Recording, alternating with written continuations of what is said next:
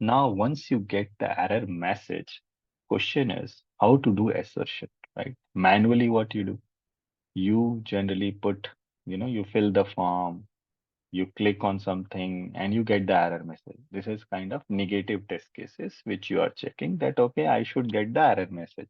And somewhere in your requirement document, it is mentioned, or in the test cases or feature requirement, it is mentioned that this error message should be displayed. Correct? This error message should be displayed. Now, when you do manually check, you check it through your eyes that, okay, it is displayed. When you're doing automation, it's not like that you will print it and then you will come here and you will check, okay, I'm getting it. There are mechanisms to do that, right? So here, let's change it to it is actual, right? Which is captured through the automation codes. This is actual error message, right? Now you must be having your own expected error message also. So there is another string which is expected error message is equals to, let's assume that your expected is this, which is written in the document, right? That this error message should come. Now, through the Java code, you have to, there are different ways in TestNG, but I'm showing you the simplest way as of now. So basically, you want to check the equality of both the things, right? So how you will do that? You will say my actual error message dot equals, right? So when you want to check equality of two string, this is the function which will give you true or false. So I want to check my expected error message should match with the actual error message should match with the expected or vice versa. This will give me a Boolean value. So I have to store it in Boolean. So Boolean check. I'm just putting the name as check as of now. And I don't have to worry about now what is coming as actual.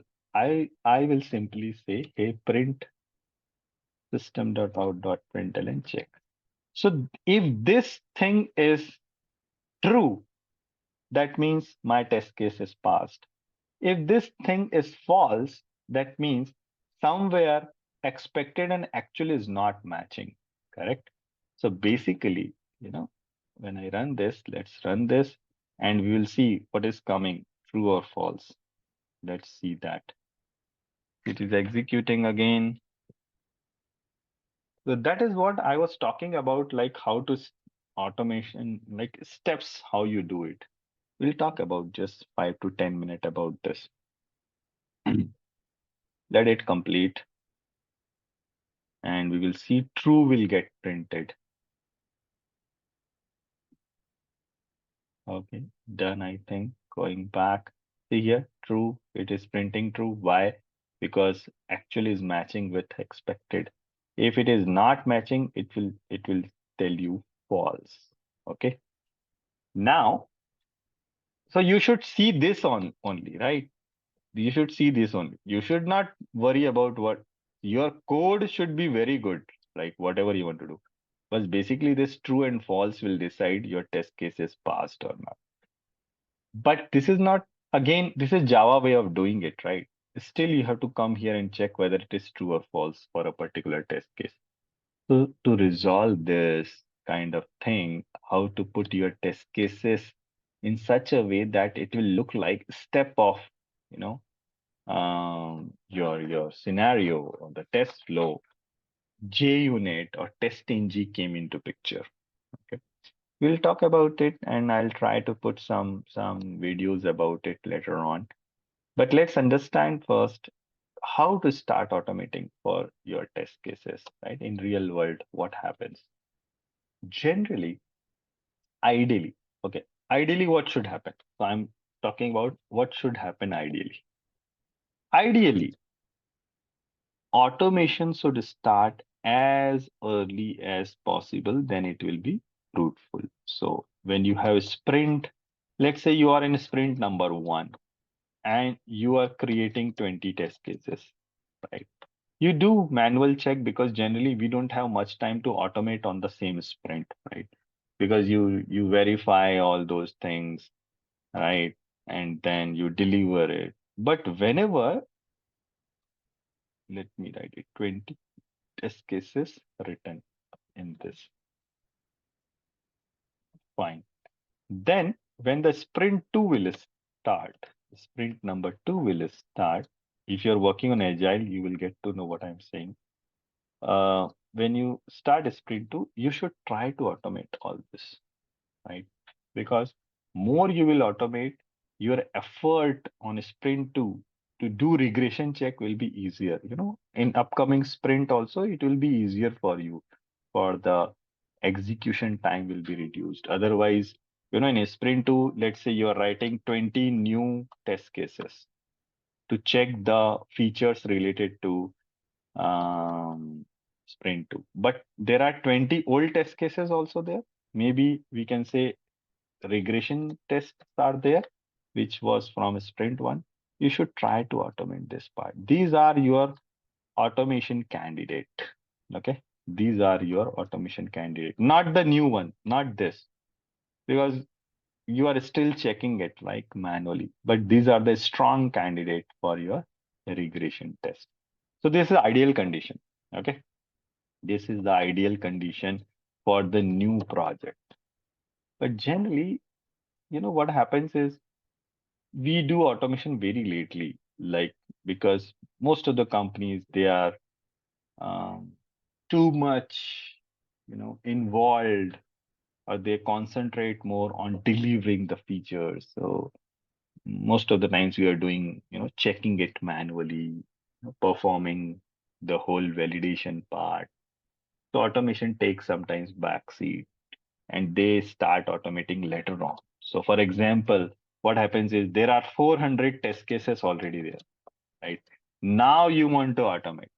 It's like this. There will be one stage when the team will say, hey, it's taking too much time on the regression test case. Let's automate. And that is happening with most of the companies. It's happening like this, that, okay, we have 400 test cases now, let's automate. How to do in this condition? Because you cannot start randomly from, okay, let's see all the test case and let's start from the first test case. No, no, no, no. Okay. So in that case, you should understand what modules you have, right? Categorize it. Okay. So basically, you should create test set. So maybe what it will be, let's say there are login related 14 test cases. Okay. Then maybe there is like home page check. There may be like 10 test cases. Then there will be, let's say, transaction. I'm just giving random name as of now. Transaction related test cases. There are 23 test cases, something like that, right? There may be a lot of test cases which is related to different modules or the features that you should do first. Don't start automation randomly from anywhere. Then understand what is end-to-end flow. End-to-end flow, right? Then understand what are the smoke tests I have, or what are the sanity checks I have, right? Then again, there will be another categorization about all the regression cases, right? It is like this. Now, you should then sit with the team to prioritize it. So prioritization, then do. Okay. So then understand that what test cases are giving more value, right? A particular test case which is related to transaction, maybe, which covers a lot of pages, what lot of functionality, maybe that is high priority to automate because that will um, you know cover the things and you will not worry about doing it manually once it is automated, right? So it will reduce your effort. So there are a lot of technique to prioritize it, but generally it is like which give you the business value, right? Which covers most of the things. So based on that, you will prioritize it. It is not based on the complexity. Okay. Prioritization to do automation. So it's like you want to prioritize it, which one you want to automate first. Okay. It's like this. Sometimes there are test cases which you cannot automate at all. It may happen. So don't try to automate impossible things. You have to understand what is the limitation of your tool also. So let me give you one example. The test cases which has lot of human intervention, like you fill something, then something will pop up. There you have to fill something. You have to select some files. You have to import, export. If there are a lot of intervention in between, which is related to opening different window pop up, then waiting for 20 minutes to process it, then coming to the browser whether the status is changed or not. Generally, those kind of test cases we can avoid for the automation. So you have to talk with your team. What are the things we should automate, right? Prioritize it and then start it. Then what is the prerequisite to start with the test automation? I'm not talking on the technical front. I'm talking about when you can say, hey, I want to start the test automation now in my project. Prerequisite is clear, complete, accurate test cases. You should have test cases well written. When I'm saying it's like well written test cases. If you don't have well written test cases, it will be difficult for you to automate. So I'll give you the example of a bad test case, right? A bad test case will be like the steps is written like this. Um, Provide the invalid credential. Second step is uh, verify error message. Verify error message should be displayed. Okay.